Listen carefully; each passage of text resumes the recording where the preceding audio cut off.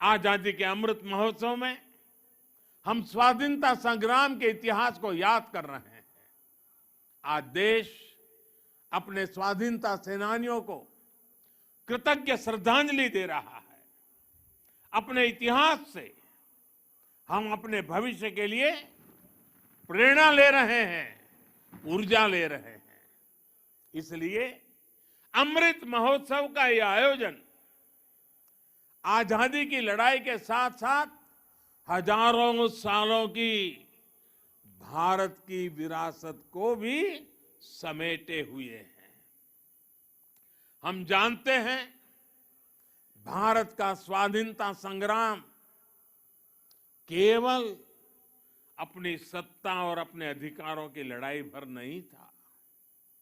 इस लड़ाई में एक तरफ अपनी वैश्विक मानसिकता थी तो दूसरी तरफ जियो और जीने दो का विचार था। इसमें एक और ये नस्लीय श्रेष्ठता और भौतिकवाद का उन्माद था तो दूसरी ओर मानवता और आध्यात्म में आस्था थी। और इस लड़ाई में भारत विजयी हुआ, भारत की परंपरा विजयी हुई। भारत के स्वाधीनता संग्राम में समानता, मानवता और अध्यात्म की वो ऊर्जा भी लगी थी जो भारत को रामानुजाचार्य जी जैसे संतों से मिली थी। क्या हम गांधी जी के बिना अपने स्वाधीनता संग्राम की कल्पना कर सकते हैं? और क्या हम अहिंसा और सत्य जैसे आदर्शों के बिना गांधी जी की कल्पना कर सकते हैं? आज भी गांधी जी का नाम आते ही वैष्णवजन तो तेने रे कहिए ये धुन हमारे अंतर मन में बजने लगती है। इसके रचयिता नरसिंह मेहता जी रामानुजाचार्य जी की भक्ति परंपरा के ही महान संत थे। इसलिए हमारी आजादी की लड़ाई को जिस तरह हमारी आध्यात्मिक चेतना ऊर्जा दे रही थी, वही ऊर्जा आजादी के 75 साल में हमारे अमृत संकल्पों को भी मिलनी चाहिए। और आज जब मैं भाग्यनगर में हूं, हैदराबाद में हूं, तो सरदार पटेल जी का विशेष उल्लेख जरूर करूंगा।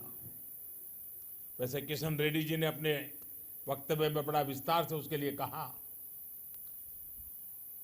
भाग्यनगर का कौन ऐसा भाग्यशाली होगा, कौन ऐसा हैदराबादी होगा जो सरदार पटेल की दीर्घ दृष्टि, सरदार पटेल का सामर्थ्य और हैदराबाद के आन बान शान के लिए सरदार साहब की कूटनीति को न जानता हो। आज देश में एक और सरदार साहब की स्टैच्यू ऑफ यूनिटी एकता की शपथ दोहरा रही है, तो रामानुजाचार्य जी की स्टैच्यू ऑफ इक्वालिटी समानता का संदेश दे रही है। यही एक राष्ट्र के रूप में भारत की चिर पुरातन विशेषता है। हमारी एकता सत्ता या शक्ति की बुनियाद पर नहीं खड़ी होती। हमारी एकता समानता और समादर इस सूत्र से सृजित होती है। और साथियों, आज जब मैं तेलंगाना में हूं तो इस बात का जिक्र भी जरूर करूंगा कि कैसे तेलुगु कल्चर ने भारत की विविधता को सशक्त किया है। तेलुगु कल्चर की जड़ों का विस्तार सदियों में फैला हुआ है। अनेक महान राजा रानियां इसके ध्वजवाहक रहे हैं। सातवाहन हो, काकातिया हो या विजयनगर साम्राज्य, सभी ने तेलुगु संस्कृति की पताका को बुलंद किया। महान कवियों ने तेलुगु संस्कृति को समृद्ध किया है। पिछले वर्ष ही तेलंगाना में स्थित 13वीं शताब्दी के काकातिया रुद्रेश्वर रामाप्पा मंदिर को यूनेस्को विश्व धरोहर स्थल घोषित किया गया है। वर्ल्ड टूरिज्म ऑर्गेनाइजेशन ने पोचमपल्ली को भी भारत के सबसे बेहतरीन टूरिज्म विलेज का दर्जा दिया है। पोचमपल्ली की महिलाओं का हुनर पोचमपल्ली साड़ियां के रूप में विश्व विख्यात है। ये वो संस्कृति है जिसने हमें हमेशा सद्भाव, भाईचारा और नारी शक्ति का सम्मान करना सिखाया है।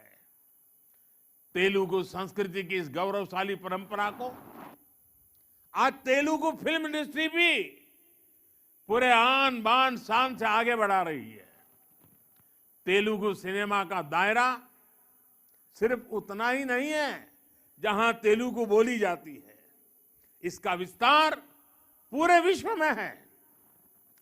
सिल्वर स्क्रीन से लेकर ओटीटी प्लेटफॉर्म्स तक इस क्रिएटिविटी की चर्चा छाई हुई है। भारत के बाहर भी खूब प्रशंसा हो रही है। तेलुगु भाषी लोगों का अपनी कला और अपनी संस्कृति के प्रति ये समर्पण सभी के लिए प्रेरणा समान है। साथियों, आजादी के 75वें वर्ष में इस अमृत काल में श्री रामानुजाचार्य जी की ये प्रतिमा प्रत्येक देशवासी को निरंतर प्रेरित करेगी।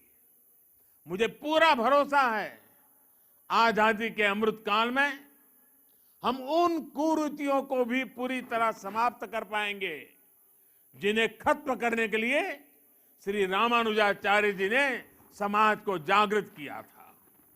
इसी भाव के साथ पूज्य स्वामी जी का आदर पूर्वक धन्यवाद करते हुए इस पवित्र अवसर में हिस्सेदार बनने के लिए आपने मुझे अवसर दिया, मैं आपका बहुत आभारी हूं।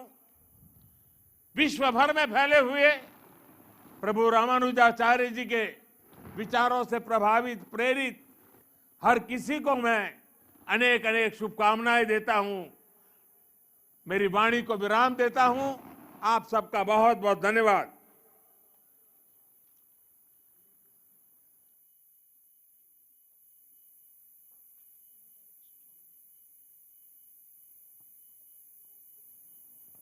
जय श्रीमन नारायण। माननीय प्रधानमंत्री महोदय, रामानुजाचार्य स्वामी जी